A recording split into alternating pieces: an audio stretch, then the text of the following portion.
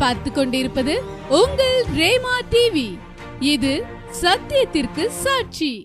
ஆண்டவரும் அருமை இரட்சகருமான இயேசு கிறிஸ்துவின் இனிதான நாமத்தினாலே உங்கள் யாவருக்கும் என்னுடைய அன்பின் வாழ்த்துக்கள். பிரியமானவர்களே, திங்கட்கிழமை தோறும் கானான் பயணம் என்கிற தலைப்பிலே ஆண்டவருடைய வார்த்தைகளை யாத்ராகமத்தின் புத்தகத்தை அடிப்படையாய் வைத்து நாம் தியானித்து கொண்டிருக்கிறோம்.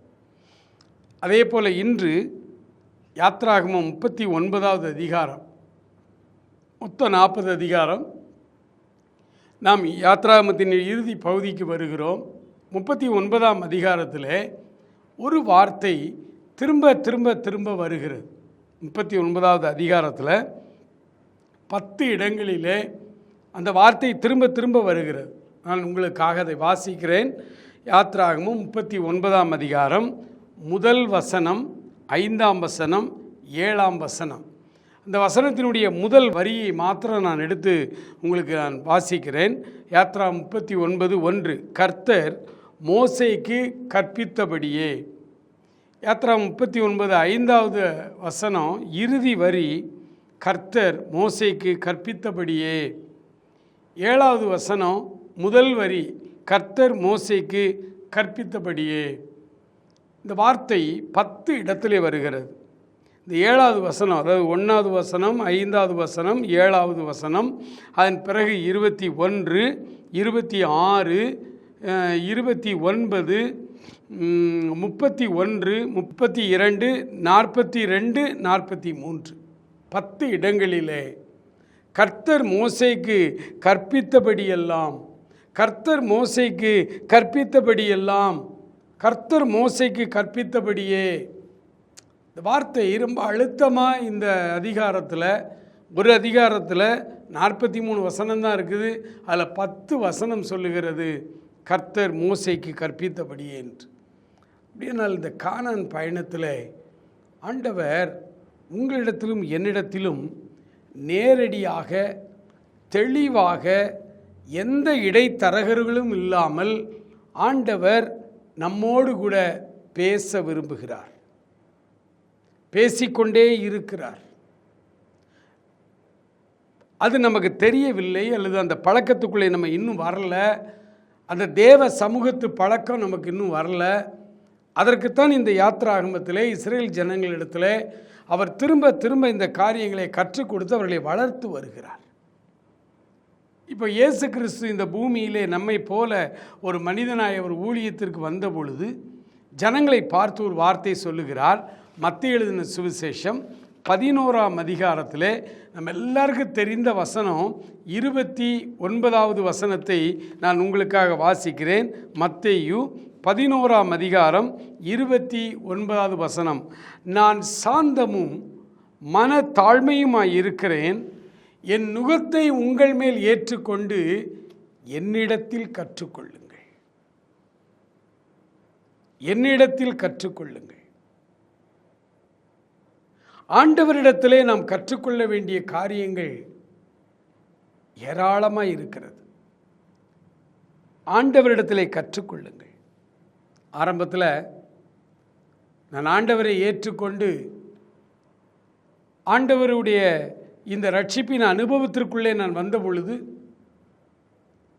எனக்கு ஆரம்பத்தில் என்னை வழிகாட்டின, என்னை கிறிஸ்துவுக்குள்ளே வழிநடத்தின யோசுவா பாக்கியமுத்து என்க மறைந்த ஒரு தேவ மனிதர்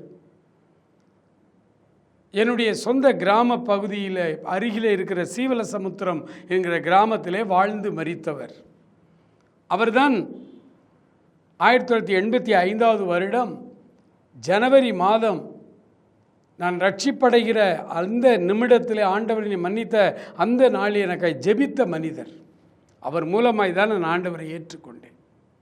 ஆண்டவரை ஏற்றுக்கொண்டு 1 வருட காலம் அவர்தான் எங்களுக்கு குரு, அவர்தான் எங்களுக்கு அப்போஸ்தலர், அவர்தான் எங்களுக்கு தீர்க்கதரிசி, அவர்தான் எங்களை நடத்தினார். என்னையும் என்னோடு கூட ஒரு 5-6 வாலிபர்களையும் கிறிஸ்துவுக்குள்ளாக வழி நடத்தின ஆரம்பத்தில். அப்போ எங்களுக்கு என்ன ஒரு சந்தேகமானாலும், எங்களுக்கு பைபிள் அதிகமாக தெரியாது, ஆண்டவரோடு ஜெபத்தில் அவ்வளவு நெருங்கின அந்த பழக்கம், தேவ சமூக பழக்கம் எங்களுக்கு கிடையாது. அப்போ நாங்கள் ஒவ்வொரு காரியத்திற்கும் ஒவ்வொரு சந்தேகத்துக்கும் நாங்கள் அவரிடத்திலே போய் நிற்போம். அவர் எங்களுக்கு கற்றுக் கொடுப்பார். ஏனென்றால் எங்களுக்கு முன்பதாகவே அவர் ஆண்டவரோடு பழகி கொண்டிருக்கிறவர். அவர் படிப்பறிவில்லாத ஒரு மனிதர், எழுத படிக்க தெரியாத ஒருவர், அவர் பைபிள் மாத்திரம் வாசிக்க தெரியும். மனப்பாடமாய் எதை கேட்டாலும் சொல்லுவார். ஆண்டவர் அவரோடு கூட இருந்து ஆரம்பத்திலே எங்களை வழி நடத்தினார். நாட்கள் கடந்து சென்றது. அடுத்தடுத்து ஊழியங்களுக்குள்ளே நாங்கள் வந்து வேற வேற ஆவிக்குரிய தலைவர்களிடத்திலே அடிபணிந்து கீழ்ப்படிந்து நாங்கள் வளர்ந்தோம். என்னை ஆண்டவர் ராமநாதபுரம் மாவட்டத்திற்கு அழைத்து சென்றார். அங்கே ஒரு அருமையான ஒரு ஜெப குழுவினர், ஒரு சுவிசேஷ குழுவினர், ஆரம்பத்திலே அவர்கள் ஆண்டவருக்காக வைராக்கியமாய் வாழ்ந்தவர்கள். ஆகவே அவர்களுடைய அந்த ஐக்கியத்திலே நான் என்னை இணைத்து கொண்டேன். அந்த ஐக்கியத்தில் இருக்கும்படி ஆண்டவர் என்னை நடத்தினார். அங்கே நான் இருந்து அநேக காரியங்களை, பல அதுங்க நல்ல காரியங்களும் இருக்கும், கெட்ட காரியங்களும் இருக்கும், எல்லாவற்றையும் கற்றுக்கொண்டு எப்படி ஊழியம் செய்யணும், எப்படி செய்யக்கூடாது என்பதையெல்லாம் அங்கே கிட்டத்தட்ட ஒரு 10 வருட காலம் கீழ்ப்படிந்து அந்த ஊழியத்திற்கு உண்மையாக இருந்தேன். அப்படி நான் ஆண்டவருக்குள்ளாக வளர்ந்து வந்த அந்த காலத்தில் அங்கே எங்களுக்கு ஆண்டவர் அந்த ராமநாதபுரம் மாவட்டத்திலிருந்து என்னை மறுபடியும் தாய் திருச்சபைக்கு நீ வர வேண்டும் என்று திருநெல்வேலிக்கு என்னை அழைத்து கொண்டு வந்தார். அப்படி நான் திருநெல்வேலிக்கு வந்த பொழுது முற்றிலுமாய் என்னை வழிநடத்துவதற்கு எந்த ஆளும் இல்லாத ஒரு சூழ்நிலையிலே நான் மிகவும் எதையோ இழந்தவனைப் போல, அதாவது ரட்சிக்கப்பட்ட நாளிலிருந்து 98வது வருடம் வரை, 85வது வருடத்திலிருந்து 98, கிட்டத்தட்ட ஒரு 12 வருட காலம் ஒவ்வொரு ஊழியக்காரர்களுக்கு கீழ்ப்படிந்து அவர்களுக்கு அடிமையாக இருந்து அவர்களோடு அந்த ஊழியத்தில் இருந்து பல காரியங்களை கற்றுக்கொண்டே ஆண்டவர் என்னை வளர்த்து வந்து கொண்டிருந்தார். இப்பொழுது எல்லா தொடர்பும் அறுக்கப்பட்டு நான் தனியனாய் திருநெல்வேலியிலே வந்து நான் இருக்கிறேன். எனக்கு வழக்கம் போல என்னை வழிநடத்துவது எனக்கு ஒரு ஆள் தேவைப்பட்டது. சாந்தி நகரில் ஒரு தேவ மனிதர் இருந்தார். ஆகவே நான் அவருடைய வீட்டுக்கு அடிக்கடி போவேன். மணிக்கணக்காய் அவரோடு உட்கார்ந்து பேசுவேன். அவர் எனக்காய் ஜெபிப்பார். அவர் மூலமாய் தீர்க்க தரிசனமாய் ஆண்டவர் சில வார்த்தைகளை சொல்லுவார். அதுவே என் வழிகாட்டியாக எடுத்துக்கொண்டு நான் வளர்ந்து கொண்டே வந்தேன். ஆனால் எனக்குள்ளே ஒரு போராட்டம். எத்தனை காலம் இப்படி ஒரு மனிதனை சார்ந்து, ஒரு தேவ மனிதர்கள் தான், பரிசுத்தவான்கள் தான், ஆனால் எவ்வளவு காலம் இப்படியே நாம் இருப்போம் எனக்கு தெரியாது. ஒரு நாள் ரொம்ப அவசரமாக நான் அவரிடத்தில் ஜெபிக்க வர்றேன்னு சொன்னேன். அவர் சொன்னார், நான் வெளிநாட்டுக்கு கிளம்பி கொண்டிருக்கிறேன், சென்னை போகணும், சீக்கிரம் வாங்க அப்படின்னார். வேகமாய் என்னுடைய 2 சக்கர வாகனத்தை எடுத்துக்கொண்டு சாந்தி நகரில் அவருடைய வீட்டுக்காக நான் வேகமாய் போய் கொண்டிருக்கிறேன். அப்படி வேகமாய் நான் போய் கொண்டிருக்கிற பொழுது பாதி தூரம் பாளையங்கோட்டையை தாண்டி நான் சாந்தி நகர் போகிற அந்த வழியில் போய் கொண்டிருக்கும்போது திடீரென்று நடு ரோட்டில் திடீரென்று ஒரு சத்தம், நில் அப்படின்னு. சுத்துமுத்தும் பார்த்தேன், யாருமே இல்லை. அது ஆள் நடமாட்டம் இல்லாத ஒரு தெரு, யாரும் இல்லை. யாருக்கு நீ கூப்பிட்டது அப்படின்னு பார்த்தா நில் அப்படின்னு. உடனே பிரேக் போட்டு நிப்பாட்டினேன். திரும்பி வீட்டுக்கு போ அப்படின்னு எனக்குள்ள ஒரு உணர்வு தெளிவாக இருந்துச்சு. ஐயோ பிரதர் காத்திருப்பாங்களே எனக்காக, சென்னை கிளம்பிகிட்டு இருக்காங்க, வெளிநாட்டுக்கு போனோம் அவங்க, எனக்காகத்தானே வெயிட் பண்ணிகிட்டு இருக்கேன்னாங்க. ஆனால் அழுத்தமாக என்னை திரும்பி போ, கீழ்ப்படியது தவிர எனக்கு ஒரு வழி இல்லை. நான் திரும்பி என்னுடைய வண்டியை திருப்பி நான் வந்து கொண்டிருக்கிறேன். இப்பொழுது ஆண்டவர் தெளிவாய் என்னோடு பேசினார். ஆண்டவர் தெளிவாய் ஒரு காரியத்தை என்னோடு பேசினார். எவ்வளவு நாள் நீ இப்படி என்னுடைய பிள்ளைகளோடு அவர்களை சார்ந்தே நீ வாழ்ந்து கொண்டிருப்பாய்? என்னிடத்தில் நேரடியாய் கற்றுக்கொள்ளவா? நான் உன்னோடு பேச விரும்புகிறேன். என்னையும் அறியாமல் என் உள்ளம் உடைந்தது. நேராய் வீட்டுக்கு வந்து முழங்கால் படிக்கிட்டேன். அன்றிலிருந்து இன்று வரை கடவுளுடைய மிகுந்த கிருபையினாலே நான் அவரிடத்திலே கற்றுக்கொண்டு வந்து கொண்டிருக்கிறேன். அவரிடத்திலே கற்றுக்கொள்ளுகிறேன். மிக மிக மிக நம்பகமாய் ஆண்டவரே நேரடியாய் நம்மோடு கூட பேசுகிற தெய்வமாய் இருக்கிறார். பேசாத ஒரு கடவுளை நாம் வழிபடவில்லை. நம்முடைய ஆண்டவர் பேசுகிற தெய்வம். அவர் எப்படி வேண்டுமானாலும் பேசுவார். நமக்கு புரியும் விதத்திலே பேசுவார். அதிலே நாம் சந்தேகப்பட தேவையில்லை. ஆரம்பத்தில் நாம் ஒரு ஊழியத்திலே அல்லது ஒரு ஊழியக்காரருக்கு கீழே மோசேயினிடத்தில் யோசுவா எப்படி கீழ்ப்படிந்திருந்தாரோ, எலிசா எப்படி எலியாவுக்கு கீழ்ப்படிந்திருந்தாரோ, அப்படி சில மனிதர்கள் ஊழியர்கள் பரிசுத்தவான்களுடைய கைகளிலே இருந்து நம்மை பழக்குவிப்பார். அல்லது ஒரு திருச்சபையிலே நம்மை அங்கே கீழ்ப்படிய வைத்து அங்கே இருக்கிற போதகருக்கு கீழ்ப்படிந்து நாம் வளர்ந்து வரணும். கொஞ்ச நாள், கொஞ்ச காலம் அப்படி வளர்ந்து வரும் பொழுதே நாம் அவரிடத்திலே நேரடியாய் கற்றுக்கொள்ளுகிற இந்த பழக்கத்துக்குள்ளே வரணும். இது ஒரு பெரிய பரிதாபமான சூழ்நிலை. ஆவிக்குரிய திருச்சபைகளிலே இருக்கிற விசுவாச பெருமக்கள், சபையார் 20 வருடம் 25 வருடம் இன்னும் இன்னும் இன்னும் அவர்கள் போதகர் சொல்றது மட்டும்தான் கேட்டுக்கொண்டிருக்கிறார். தேவ வார்த்தை தான் அவர்கள் மூலமாய் வருவது. ஆனால் அவர் போதகர். ஒரு மனிதனுடைய ஆவிக்குரிய வளர்ச்சிக்கு 5 விதமான ஊழியர்கள் நமக்கு தேவை. நம்மை வளர்த்தெடுக்க தீர்க்கதரிசிகள், அப்போஸ்தலர்கள், மெய்ப்பர்கள், போதகர்கள், சுவிசேஷகர்கள் என்ற 5 விதமான ஊழியர்களுடைய அந்த ஊழிய அனுபவங்கள் நமக்கு, அவர்களுடைய வழிநடத்தல் நமக்கு தேவை.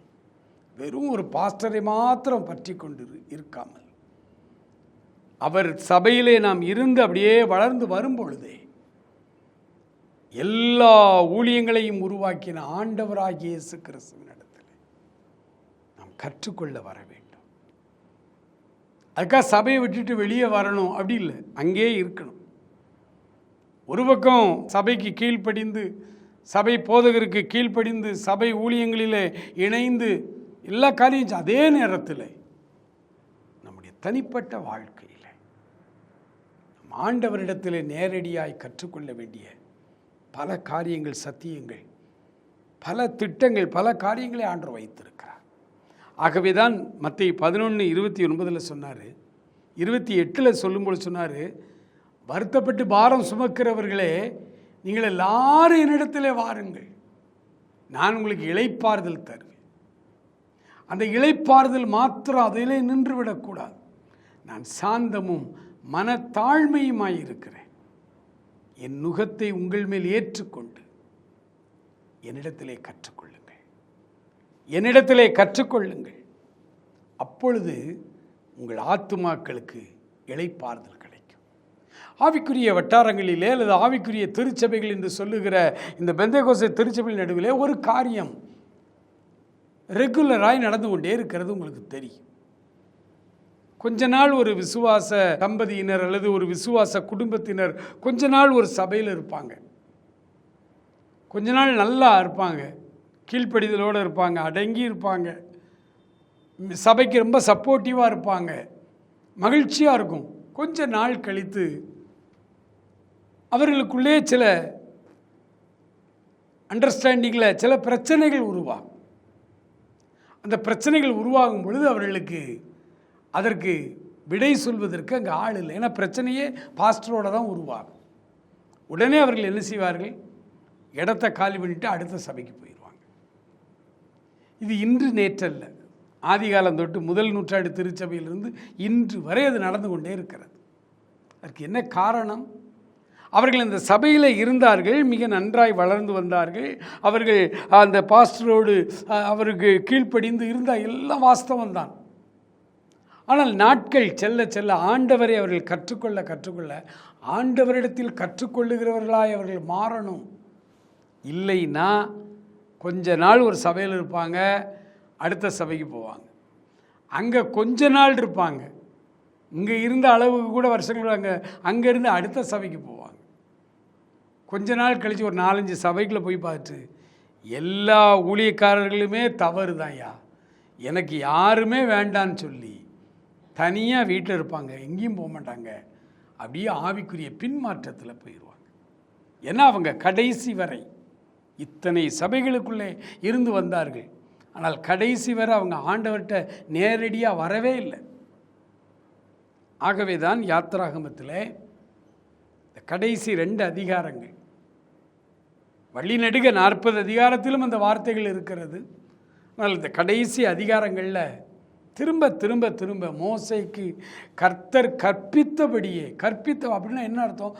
மோசே எல்லா காரியங்களையும் ஆண்டவரிடத்தில் இருந்து நேரடியாய் கற்றுக்கொண்டார். நீங்களும் நானும் ஆண்டவரிடத்தில் நேரடியாய் கற்றுக்கொள்வதற்கு ஆண்டவரோடு கூட ஒரு நெருங்கின ஐக்கியத்தை நாம் ஏற்படுத்த வேண்டும்.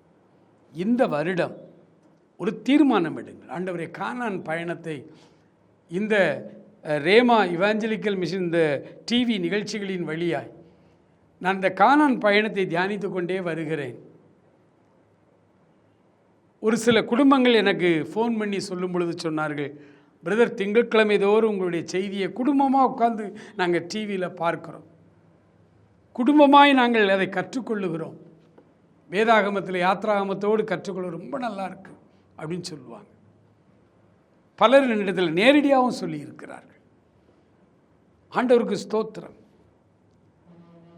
ஆண்டவரிடத்தில் நேரடியாய் கற்றுக்கொள்வது என்றால் என்ன? எப்படி கற்றுக்கொள்வது? அப்படியானால் சபைகளுக்கு போகக்கூடாதா?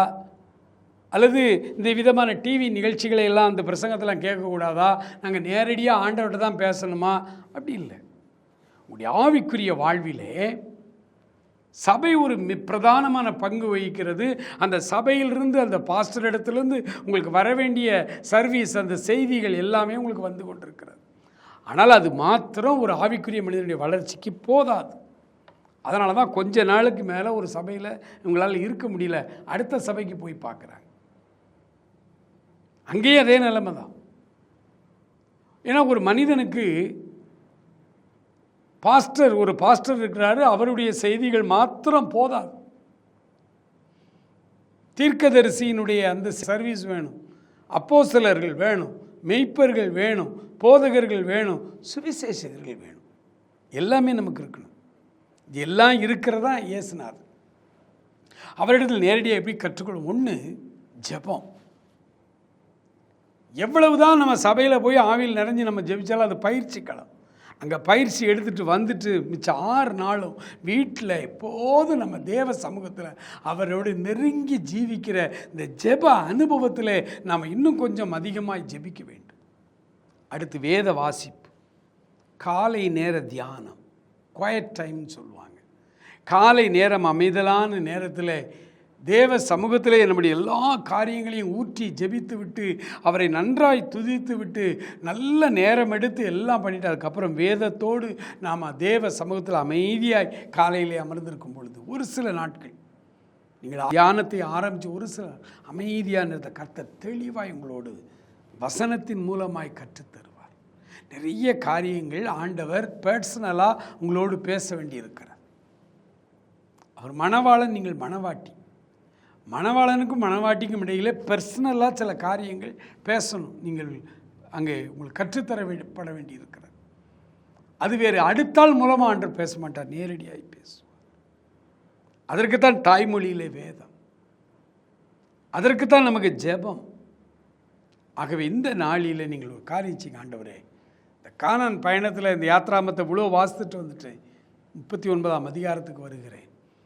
இனி நான் உம்மோடு கூட நேரடியாய் உடைய சமூகத்திலே நேரடியாய் அமர்ந்து நான் ஜெபிக்க விரும்புகிறேன். ஒப்பு கொடுப்போமா? மகா இரக்கமும் அன்பும் கிருபையும் நிறைந்த ஆண்டவரே, ஏற்ற நேரத்திலே உடைய பிள்ளைகளோடு நேரடியாய் பேச விரும்புகிறீரப்பா. மோசே கர்த்தர் தனக்கு கற்பித்தபடியெல்லாம் செய்தான் என்று வாசிக்கிறோமே. நாங்கள் நேரடியாய் உம்மோடு ஜெபிப்பதற்கு, நேரடியாய் உம்மிடத்திலிருந்து நாங்கள் வசனத்தின் மூலமாய் கற்றுக்கொள்வதற்கு எங்களுக்கு அந்த தேவ சமூக பழக்கத்தை தாரும். எங்களை வழிநடத்தும். ஒவ்வொருவரையும் ஆசீர்வதியும். இயேசுவின் நாமத்தில் ஜெபிக்கிறோம் பிதாவே. ஆமென்.